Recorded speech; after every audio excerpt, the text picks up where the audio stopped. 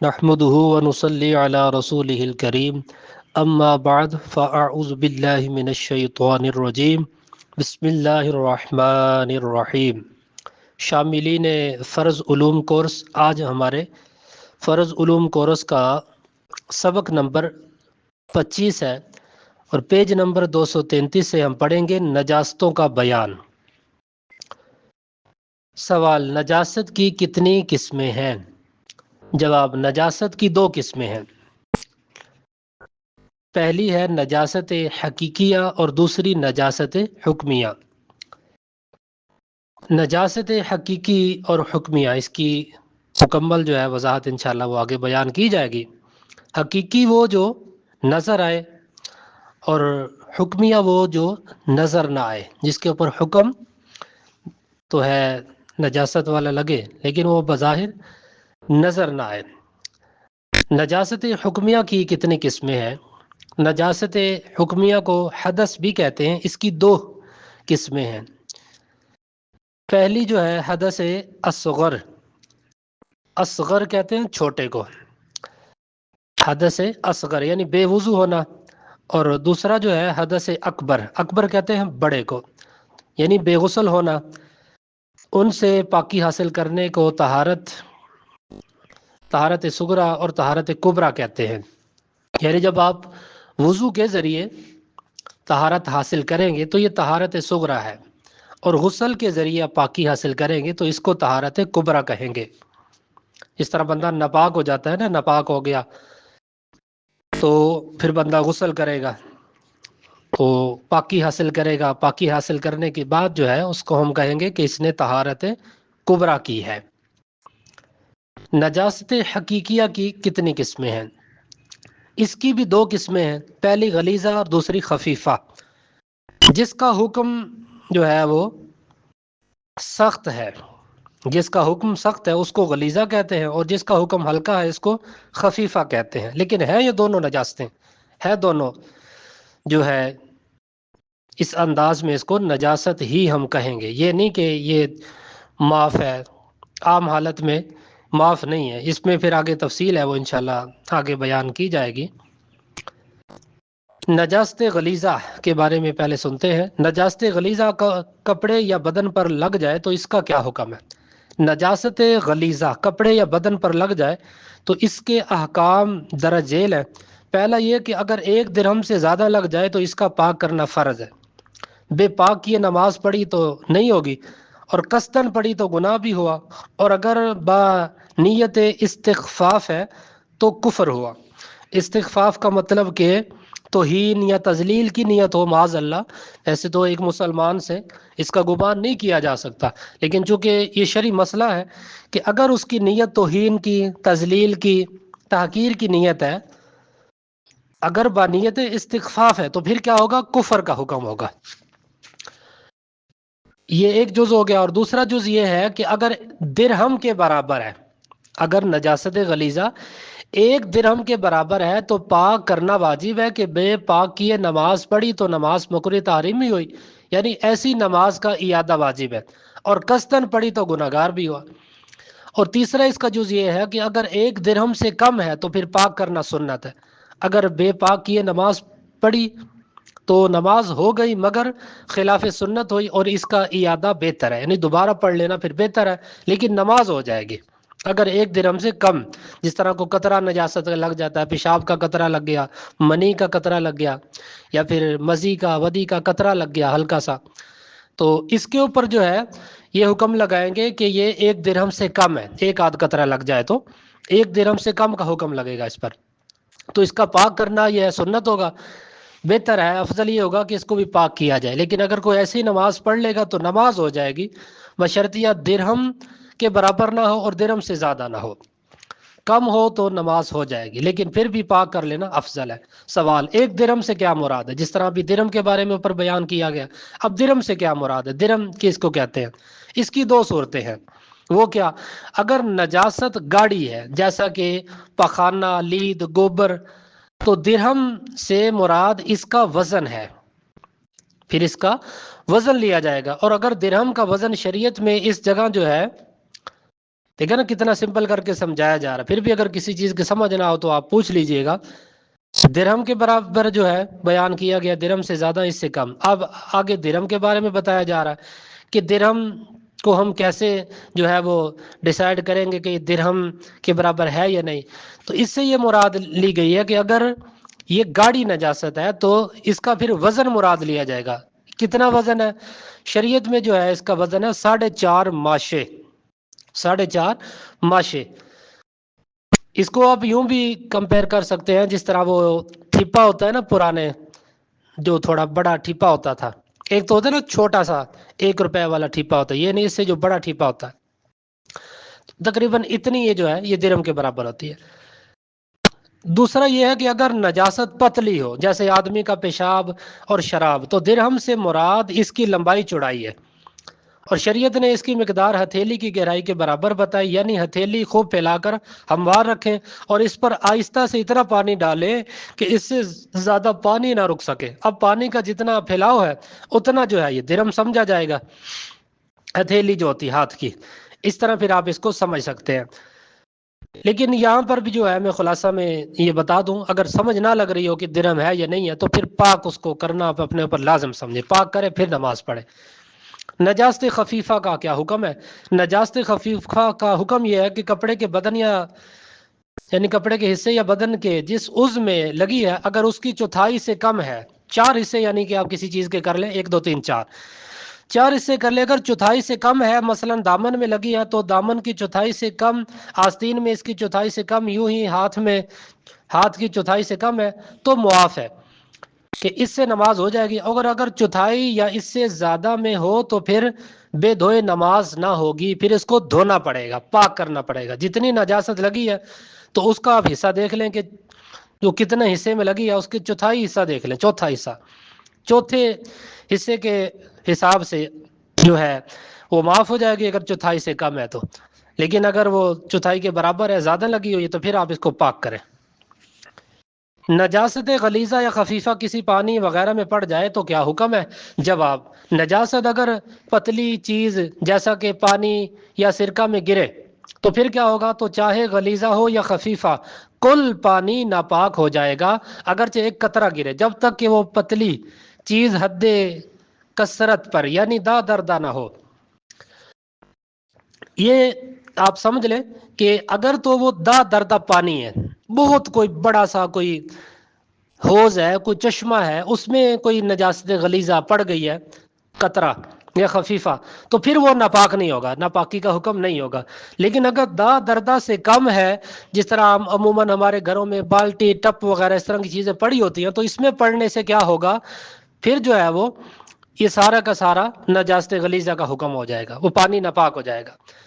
نجاست غلیظہ کون سی چیزیں ہیں؟ نجاست غلیظہ چیزیں جو ہے وہ درج ذیل ہیں، جیسا کہ انسان کے بدن سے جو ایسی چیز نکلے کہ اس سے غسل یا وضو واجب ہو جائے، وہ نجاست غلیظہ ہے. وہ کیا ہے؟ جیسے پخانہ، پیشاب، بہتا خون، پیپ، منہ بھر کے، حیض و نفاس، استحاضہ کا خون، منی، مزی، ودی. دکھتی آنکھ سے جو پانی نکلے نجاست غلیظہ ہے. یوں ہی ناف یا پستان سے درد کے ساتھ پانی نکلے تو یہ بھی نجاست غلیظہ ہے، درد کے ساتھ. اسی طرح خشکی کے ہر جانور کا بہتا خون یہ بھی نجاست غلیظہ ہے. مردار کا گوشت اور چربی نجاست غلیظہ ہے. حرام چوپائے جیسے کتا، شیر، لومڑی، بلی، چوہا، گدھا، خچر، ہاتھی، سور کا پخانہ اور پیشاب سب نجاست غلیظہ ہے. گھوڑے کی لید اور ہر حلال چوپائے کا پخانہ جیسے کہ گائے بھینس کی گوبر، بکری، اونٹ کی مینگنی، اور جو پرندہ کے اونچے نہ اڑے، جو پرندے اونچے نہ اڑیں اس کی بیٹ جیسا کہ مرغی، بطخ وغیرہ، اس کی بیٹ بھی نجاست غلیظہ ہے. اسی طرح ہر قسم کی شراب نجاست غلیظہ ہے. سور کا گوشت اور ہڈی اور بال اگرچہ ذبح کیا گیا ہو یہ سب نجاست غلیظہ ہیں. ساری نجاست غلیظہ کی یہ مثالیں دی گئی. اسی طرح 8 نمبر پہ ہاتھی کے سونٹ کی رطوبت اور شیر، کتے، چیتے اور دوسرے درندے چوپایوں کا لعاب نجاست غلیظہ ہے. اسی طرح دودھ پیتے بچے کے پیشاب کا بھی یہی حکم ہے کہ دودھ پیتے بچے کے لڑکے ہو یا لڑکی کا پیشاب نجاست غلیظہ ہے. یہ جو اکثر عوام میں مشہور ہے کہ دودھ پیتے بچے کا پیشاب جو ہے یہ پاک ہے، یہ محض غلط ہے، بلکہ یہ کیا ہے؟ نجاست غلیظہ۔ چاہے ایک دن کا بچہ ہو، پیشاب ناپاک ہے، نجاست غلیظہ ہے۔ نجاست خفیفہ کے بارے میں اب سنتے ہیں کہ نجاست خفیفہ کیا کیا چیزیں ہیں۔ نجاست خفیفہ چیزیں جو ہے وہ درج ذیل ہیں۔ جن جانوروں کا گوشت حلال ہے وہ کون سے ہیں؟ جیسے گائے، بھینس، بکری، بیل، اونٹ وغیرہ ہے، تو ان کا پیشاب کیا ہے؟ یہ نجاست خفیفہ ہے۔ گھوڑے کا پیشاب اور جس پرندے کا گوشت حرام ہے، خواہ شکاری ہو یا نہیں، جیسے کوا، چیل، شکرا، باز، اس کی بیٹ نجاست خفیفہ ہے۔ نجاست خفیفہ کا حکم ہوگا اس کے اوپر۔ آگے کیا ہے جی؟ حلال پرندوں کی بیٹ کا کیا حکم ہے؟ جو پرندے حلال اونچے اڑتے ہوں جیسے کبوتر، مرغابی وغیرہ ہما، ان کی بیٹ پاک ہے۔ جی ہاں، ان کی بیٹ پاک ہے۔ اگر تو یہ کپڑے وغیرہ میں لگ جائے تو اسی طرح نماز پڑھ لیں، نماز ہو جائے گی، یہ آپ یاد رکھیں، لیکن پھر بھی ہم مشورہ یہی دیں گے، بہتر یہی ہے پھر بھی پاک کیا جائے، کیونکہ جب کوئی ایسی چیز لگی ہوگی اور آپ نماز پڑھ رہے ہوں گے تو دیکھنے والا تو یہی سمجھے گا دیکھو یہ تو ناپاک کپڑوں میں نماز پڑھ رہا ہے، تو آپ ان کو دھو لیں، پاک کر لیں، صاف ستھرے کر لیں تو پھر نماز پڑھیں۔ بہرحال یہ حکم اس کے اوپر پاکی کا ہوگا جو یہ ہلکی پھلکی پیٹھ لگ جاتی ہے۔ یاد رکھیں، حلال جو پرندے اونچے اڑتے ہیں یہ ان کے بارے میں ہے، حرام کے بارے میں نہیں ہے۔ نجاست غلیظہ اور خفیفہ مل جائے تو کیا حکم ہے؟ نجاست غلیظہ اور خفیفہ مل جائیں تو کل جو ہے وہ غلیظہ کا حکم ہو جائے گا، ساری نجاستیں غلیظہ بن جائے گی۔ سوال، اگر مختلف جگہوں پر نجاست غلیظہ یا خفیفہ لگی ہو تو کیا حکم ہے؟ کسی کپڑے یا بدن پر چند جگہ نجاست غلیظہ لگی اور کسی جگہ درم کے برابر نہیں مگر مجموعہ درم کے برابر ہے تو درم کے برابر سمجھی جائے گی، اور اگر زائد ہے تو زائد نجاست خفیفہ میں بھی مجموعہ ہی جو ہے وہ حکم دیا جائے گا۔ مجموعی طور پر جو حکم دیا جاتا ہے نا، جس طرح ہم یوں سمجھ لیں کہ تھوڑی تھوڑی تھوڑی تھوڑی کر کے وہ کپڑے میں لگ گئی، قطرہ قطرہ کر کے وہ درم سے جو ہے تجاوز کر گئی، درم سے بڑھ گئی، تو پھر کیا ہوگا؟ یہ ساری کا جو ہے حکم ہم نجاست غلیظہ والے لگا دیں گے۔ مچھلی اور پانی کے دیگر جانوروں کا خون پاک ہے یا ناپاک؟ نیز کھٹمل اور مچھر کے خون کا کیا حکم ہے؟ جواب، مچھلی اور پانی کے دیگر جانوروں کا خون پاک ہے، اسی طرح کھٹمل اور مچھر کا خون بھی پاک ہے۔ اکثر ایسا ہوتا ہے نا، کپڑوں میں لگا ہوتا ہے مچھر کا خون، وہ رات کے ٹائم آپ کروٹ وغیرہ لیں تو کپڑوں میں جو ہے وہ مچھر کوئی لگا، مر گیا، خون اس کا لگا رہ گیا، آپ صبح اٹھے تو دیکھا آپ نے دھبے لگے ہوئے خون کے، جس طرح اب بندہ اکثر ایسا ہوتا ہے نا، سو رہا ہوتا ہے، جب اٹھتا ہے تو کپڑوں پر خون کا نشان ہوتا ہے۔ ہاں، حیض و نفاس جس طرح خواتین کو مسئلہ ہو، لڑکیوں کو مسئلہ، تو وہ الگ چیز ہے، حیض و نفاس الگ چیز ہے، لیکن اگر اس کو یہ معلوم ہو کہ یہ مچھر کا خون ہے مرد کے لیے یا عورت کے لیے، تو پھر کیا ہوگا؟ مچھر کا خون پاک ہے، اس سے کپڑے ناپاک نہیں ہوں گے، لیکن پھر بھی وہی جس طرح وہ پیچھے میں نے نجاست خفیفہ کی مثال دی ہے کہ جو پاک ہے، یعنی کہ نجاست خفیفہ کی جو مثالیں ہیں اس کے بعد جو حلال پرندے کے بارے میں مسئلہ بیان کیا گیا کہ اس کی بیٹ پاک ہے، جو اونچے اڑتے ہیں حلال پرندے، تو اس کو بھی جو ہے مچھر کا خون لگا ہو تو اس کو بھی صاف کر لیا جائے، دھو لیا جائے، تاکہ کسی کے دل میں کوئی وسوسہ وہم نہ پیدا ہو۔ سوال، پیشاب کی باریک چھینٹیں سوئی کی نوک کے برابر اگر کپڑے یا بدن پر لگ جائیں تو کیا حکم ہے؟ اور اگر یہ کپڑا پانی میں پڑ جائے تو کیا حکم ہے؟ جواب، پیشاب کی نہایت باریک چھینٹیں سوئی کی نوک کے برابر کسی بدن یا کپڑے پر پڑ جائیں تو کپڑا اور بدن پاک رہے گا، اور جس کپڑے یا پیشاب کی ایسی ہی باریک چھینٹیں کپڑے وغیرہ پر پڑ گئی اور وہ کپڑا پانی میں پڑ گیا تو پانی بھی ناپاک نہ ہوگا۔ یہ حکم ہے باریک باریک جو قطرہ سا ہوتا ہے، ہاں زیادہ لگے تو پھر ظاہر ہے وہ ناپاک کر دے گا۔ جیب میں پیشاب یا خون کی شیشی ہے، اس حال میں نماز پڑھی تو کیا حکم ہے؟ اور اگر جیب میں ایسا انڈا ہے جس کی زردی خون جیسی ہو چکی ہے تو پھر کیا حکم ہے؟ جواب، جیب میں پیشاب یا خون کی شیشی اس حال میں نماز پڑھی تو نماز نہ ہوگی، اور جیب میں انڈا ہے اور اس کی زردی خون ہو چکی ہے تو پھر نماز ہو جائے گی۔ انڈے کا یعنی کہ الگ حکم ہے، لیکن خون یا پیشاب کی شیشی وغیرہ جس طرح ایسا ہوتا ہے نا، بعض اوقات وہ ہسپتال میں لیبارٹری وغیرہ میں ٹیسٹ کے لیے وہ اس طرح کا کوئی مسئلہ بن جاتا ہے، جیب میں وہ رہ گئی تو پھر کیا ہوگا؟ نماز نہ ہوگی۔ سوال، ناپاک چیز کا دھواں کپڑے یا بدن کو لگے تو کیا حکم ہے؟ ناپاک چیز کا دھواں کپڑے یا بدن کو لگے تو ناپاک نہیں، یوں ہی ناپاک چیز کے جلانے سے جو بخارات اٹھیں ان سے بھی نجس نہ ہوگا، اگرچہ ان سے پورا کپڑا بھیگ جائے۔